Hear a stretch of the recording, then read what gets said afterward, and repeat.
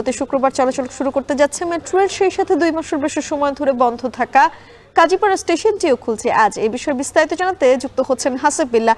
হাসিব, আপনার কাছে জানতে চাই, স্টেশনটি মেরামতে 20,50,000 টাকা তো খরচ হয়েছে, চালু করতে প্রস্তুতি কি দেখছেন?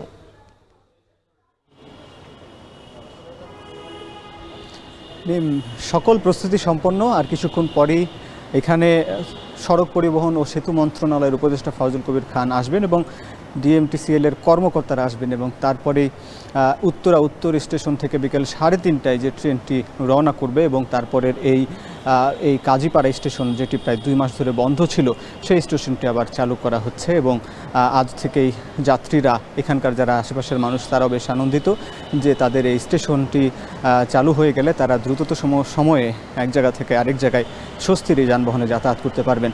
এখানে যদিও আওয়ামী লীগ সরকার বলেছিল যে যেহেতু ক্ষতিগ্রস্ত এই রেল স্টেশন বা রেল লাইন মেট্রো চালু করতে 1 বছর বেশি সময় লাগবে, কিন্তু আসলে এই সরকার প্রায় 1 মাস পরেই, অর্থাৎ যে জুলাইয়ের 18 তারিখ এই কোটা আন্দোলনের সময় যে দুর্বৃত্তরা আগুন দিয়ে দেয় এই মেট্রো রেলের 10 নম্বর স্টেশনের সেই নিচে, তারপরে সেই মেট্রো রেল বন্ধ করে দেওয়া হয়, তারপরে ভাঙচুর করা হয় এই কাজীপাড়া এবং মিরপুর 10।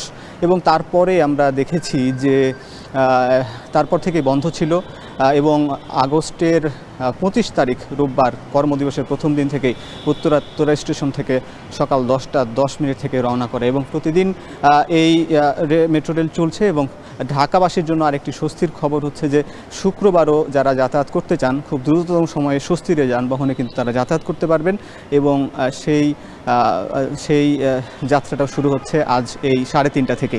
এই ছিল সব শেষ পরিস্থিতি। কাজীপাড়া স্টেশন থেকে সরাসরি যুক্ত হচ্ছিলেন সহকর্মী হাসিব বিল্লাহ। দেখছেন এখন দুপুর।